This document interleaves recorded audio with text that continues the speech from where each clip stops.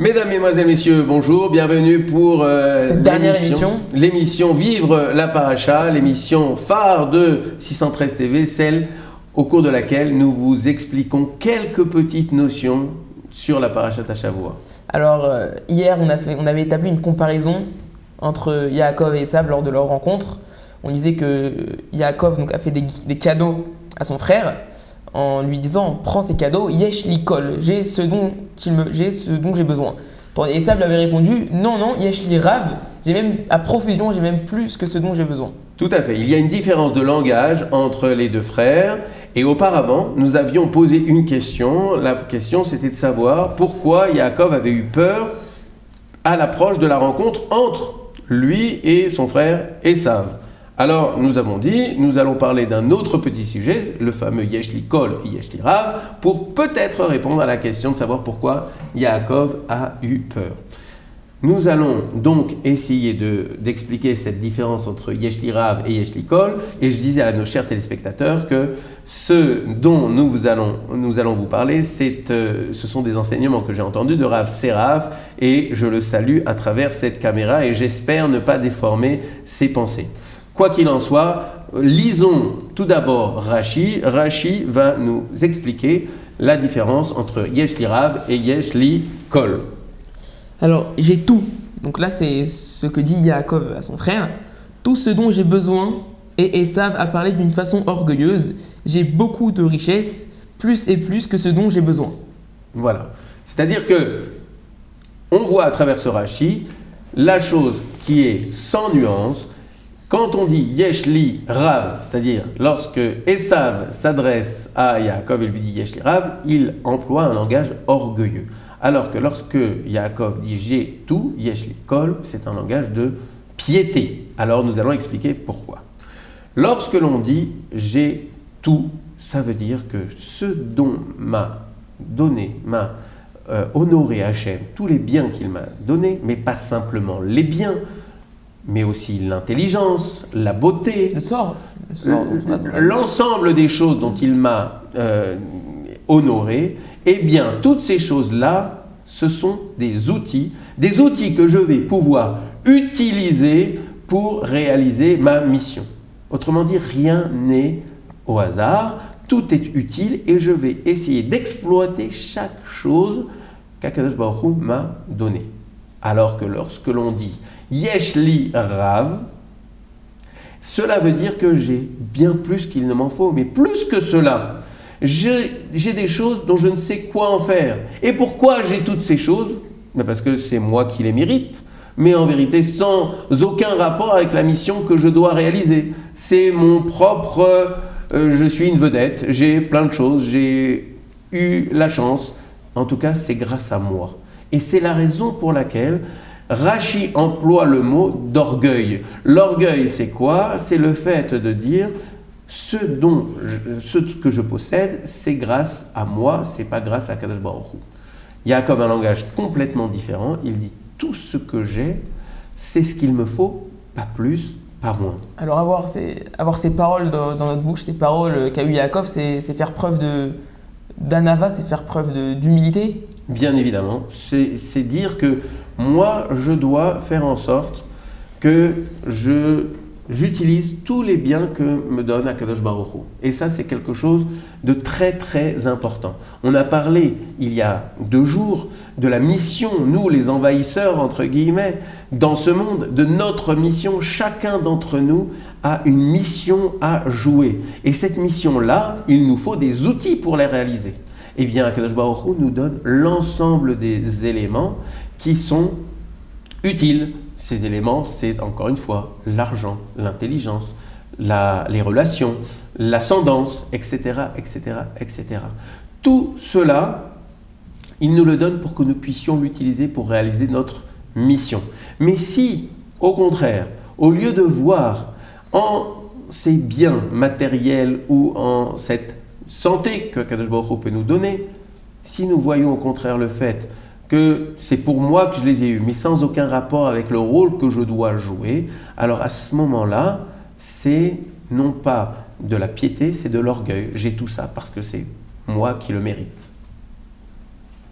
Et ça, c'est une grande différence entre Yaakov et Esav.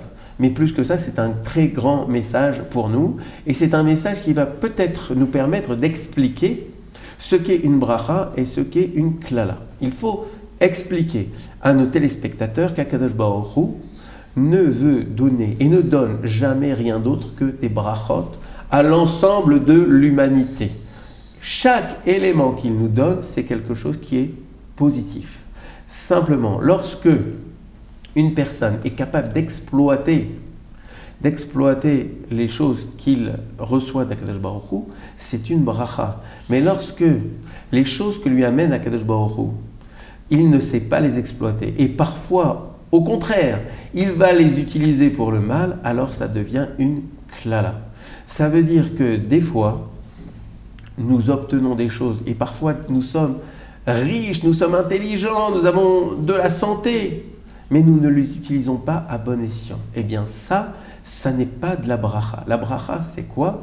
C'est d'avoir assimilé que chaque élément que nous donne Akadosh Baruch Hu, nous devons l'utiliser pour réaliser notre mission, celle pour laquelle nous avons été faits, celle pour laquelle nous avons été envoyés dans ce monde. Est-ce qu'on peut par exemple prendre l'exemple des Bnei Israël, lorsqu'avec l'histoire des explorateurs, ils ont voulu rentrer en Israël et les explorateurs leur ont dit cette terre elle n'est pas bien, etc. Et on voit qu'ils se sont plaints et Hachem leur a répondu vous avez pleuré pour rien, mais je vais vous donner des raisons de pleurer parce qu'ils avaient tout. Les Bnei Israël à ce moment-là de l'histoire, ils avaient tout ce dont ils avaient besoin et malgré tout ils se sont plaints, ils sont restés 40 ans dans le désert. Oui, ils sont restés 40 ans parce qu'ils n'étaient pas prêts finalement à rentrer en Eretz Israël. En tout cas, pour revenir sur cette notion de bien et de bracha que nous accorde Akadosh Baruch Hu, cette bracha, elle nous est donnée pour que nous puissions réaliser ce que nous devons faire. Pourquoi Yaakov a eu peur lorsque il s'est retrouvé face à Esav? C'est qu'il s'est dit que peut-être que lorsqu'il n'a pas réalisé ces deux mitzvot que représentent la présence en Eretz Israël et la présence auprès de ses parents, eh bien cela peut-être jouer un frein dans son rôle qu'il devait jouer. Et donc, ça a fragilisé cette bracha que devait lui accorder Akadosh Baruch Hu, et peut-être que cette bracha, à ce moment-là, n'est plus adaptée à lui. Cela ne veut pas dire qu'Akadosh Baruch Hu ne voulait pas lui donner, mais c'est que ça n'était plus adapté à lui. Et ça, c'est un message que nous devons nous tous assimiler. Lorsque Akadosh Baruch Hu nous envoie quelque chose, c'est forcément quelque chose d'adapté. Il veut forcément nous donner quelque chose de positif. Vous prenez par exemple le jugement à Rosh Hashanah. Le jugement à Rosh Hashanah, c'est quoi? C'est que nous sommes arrivés à un certain niveau, arrivé à Rosh Hashanah, qui est un rendez-vous annuel où on fait le point sur l'état où chacun d'entre nous se trouve.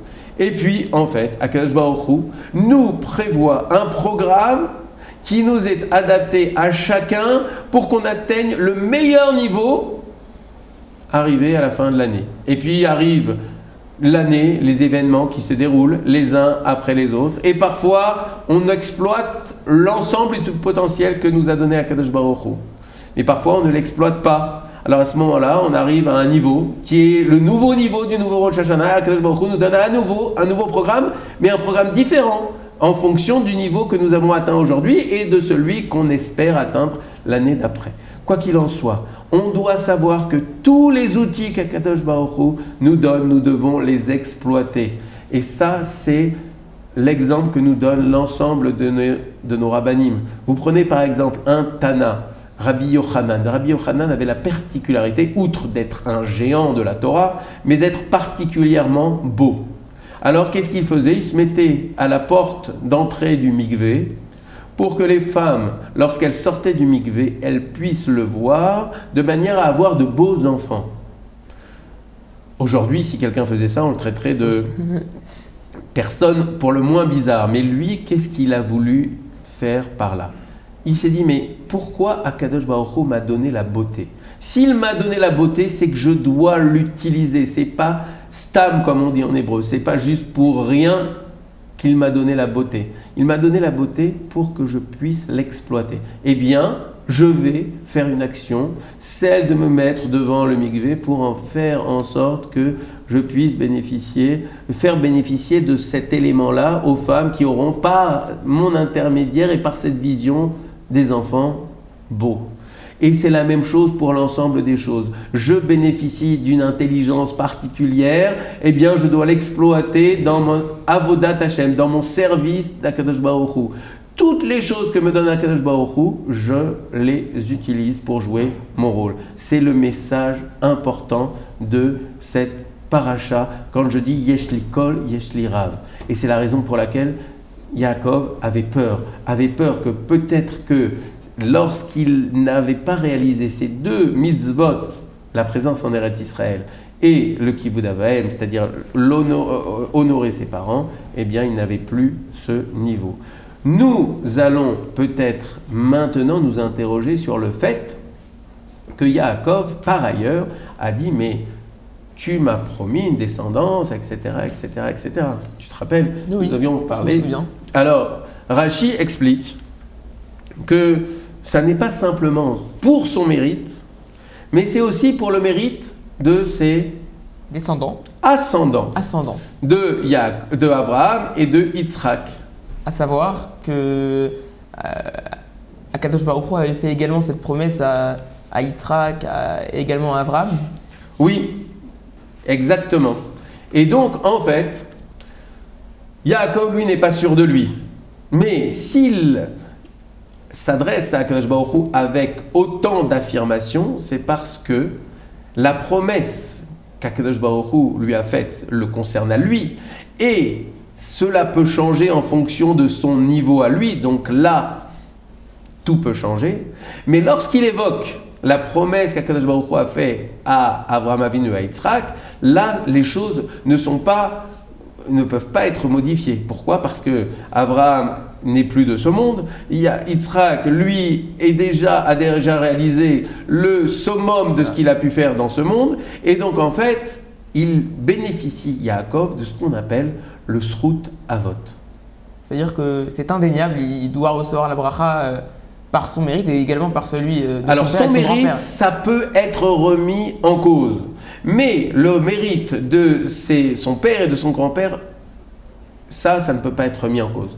Et c'est ça le Srut Avot. Qu'est-ce que c'est que le Srut Avot? C'est pas moi je bénéficie d'un piston auprès d'Akadosh Baruch Hu parce que mon père, mon grand-père étaient des tzadikim.